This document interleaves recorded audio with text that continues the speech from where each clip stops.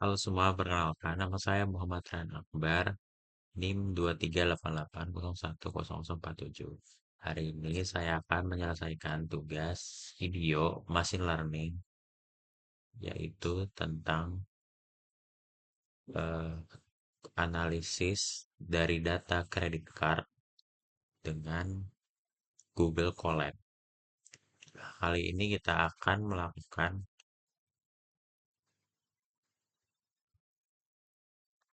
yaitu ada eksplorasi data menggunakan EDA, EDA,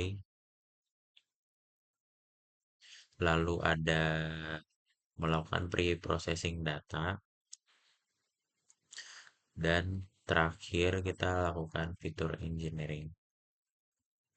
Oke, pertama-tama di sini kita punya problem statementnya, yaitu ada data nasabah dari sebuah perusahaan kartu kredit yang berisi berbagai informasi terkait perilaku finansial mereka.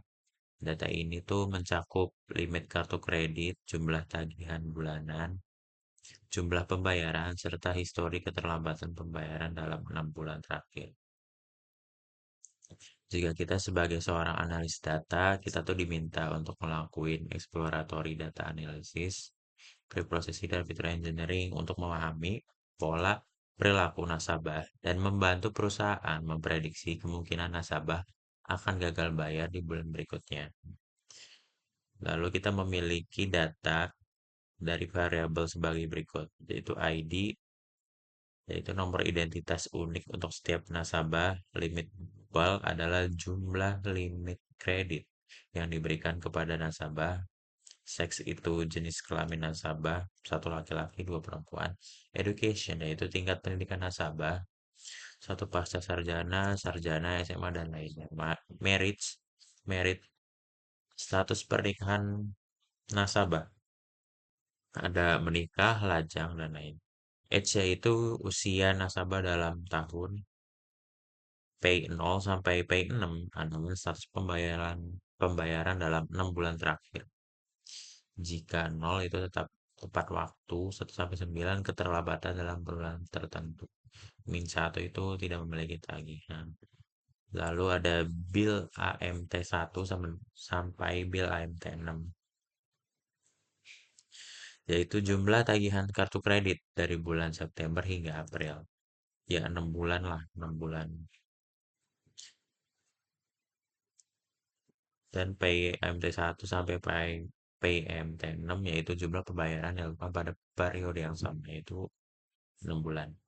Lalu ada default, titik payment, titik next, titik month, yaitu status gagal bayar di bulan berikutnya. Yaitu gak ada 1 gagal bayar dan 0 itu berhasil bayar. Tujuan dari analisis ini itu untuk mengidentifikasi pola perilaku nasabah berdasarkan limit kredit, histori tagihan, dan keterlambatan pembayaran. Menemukan faktor-faktor yang paling mempengaruhi kemungkinan gagal bayar, melakukan pembersihan dan transformasi data agar siap digunakan dalam proses pemodelan, dan membangun fitur-fitur baru yang memberikan informasi tambahan untuk analisis risiko. Oke, pertama-tama kita tuh harus mengimport libraries dan datanya.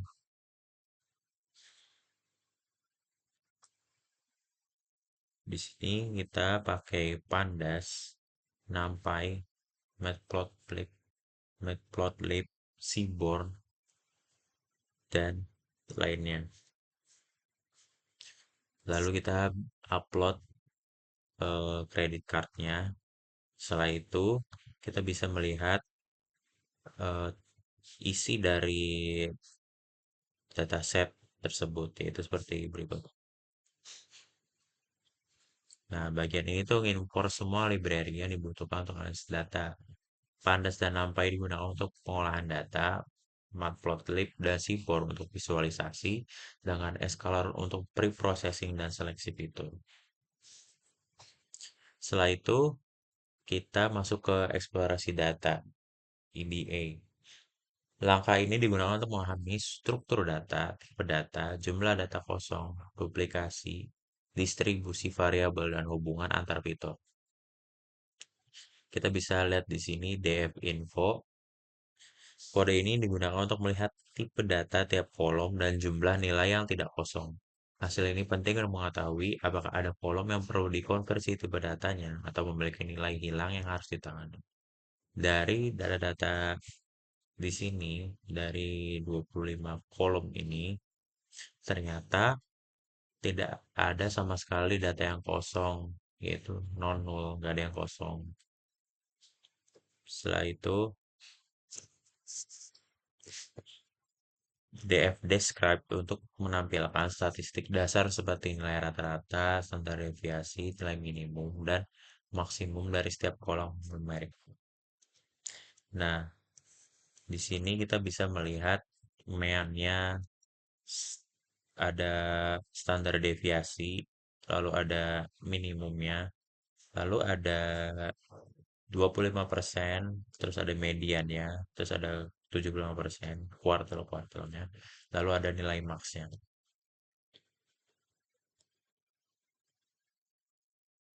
Setelah itu, kita tahu kalau misalkan ada 25 kolom dan ada 30.000 total data pada dataset tersebut.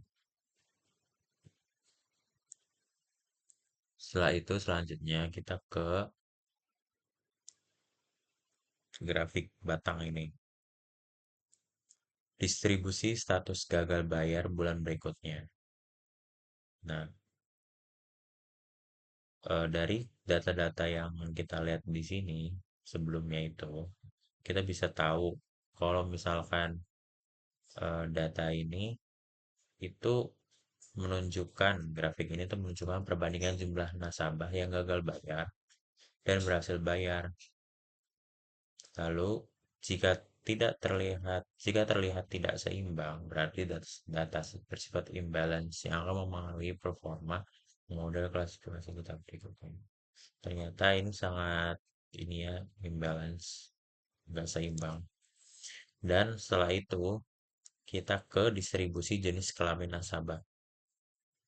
Grafik ini menunjukkan jumlah nasabah berdasarkan jenis kelamin. Terlihat bahwa mayoritas nasabah merupakan perempuan. Ini maksudnya ya, salah. Salah dua. Nah, distribusi ini memberi gambaran demografis pengguna kartu kredit di dataset yang bisa jadi faktor penting dalam analisis perilaku pembayaran. Jadi, yang banyak menjadi nasabah itu ternyata yang berjenis kelamin perempuan ya teman-teman. Nah, setelah itu ada distribusi status pernikahan. Dari data yang kita bisa lihat di sini, ternyata yang banyak memiliki eh, cicilan atau menjadi nasabah, yaitu ternyata yang lajang.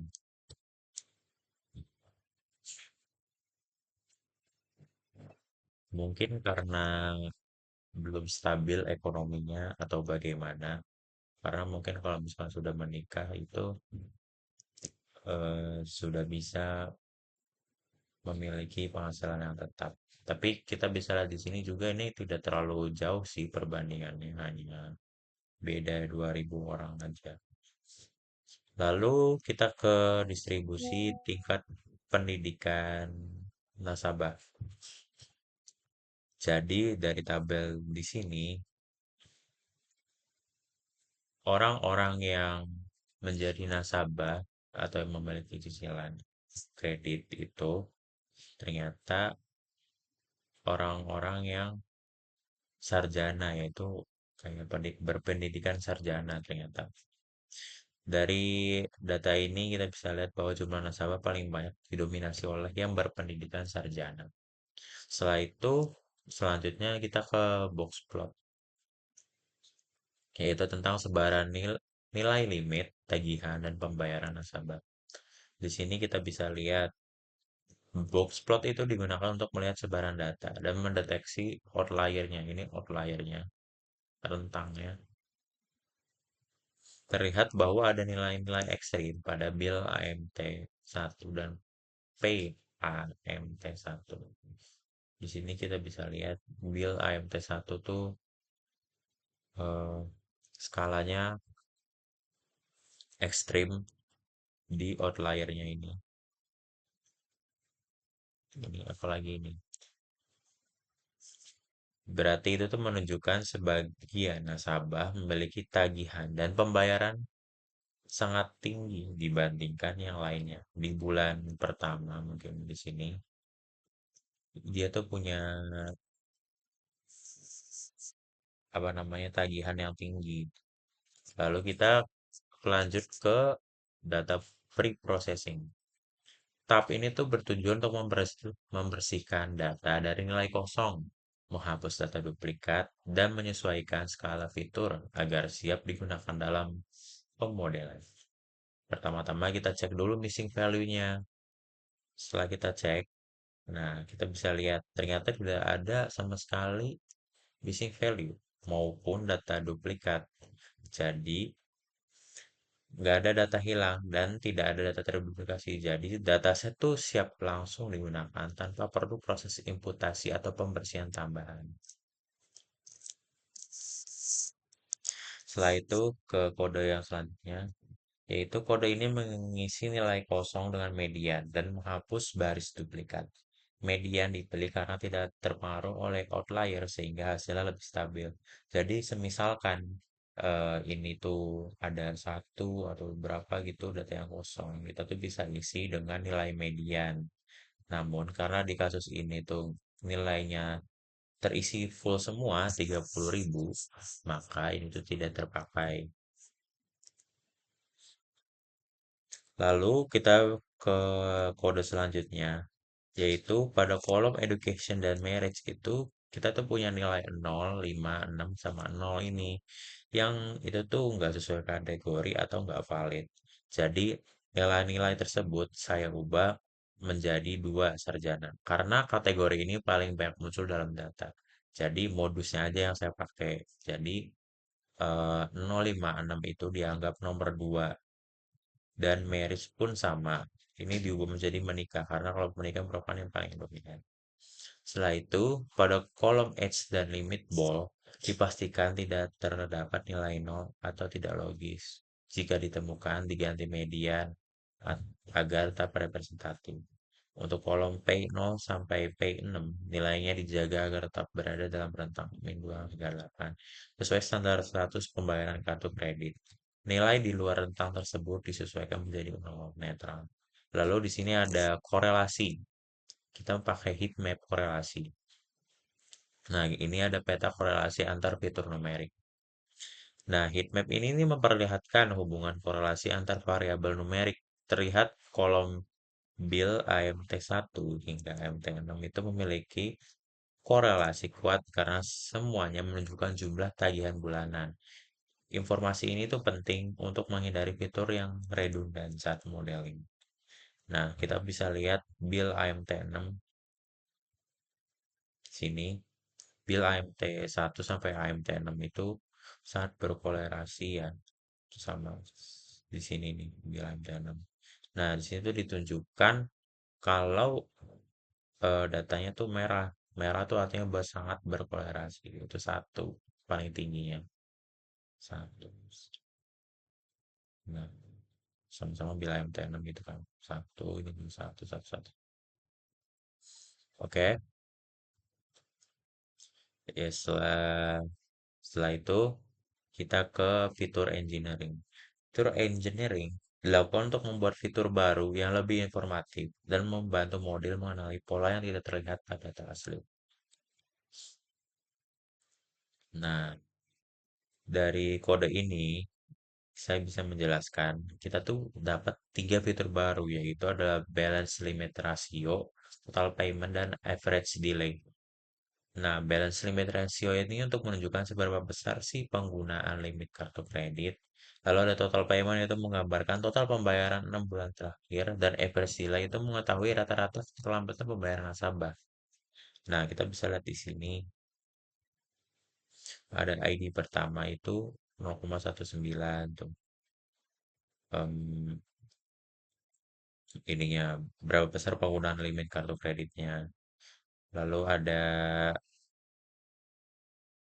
total pembayaran dalam bulan terakhir itu ada 689 dia pakainya.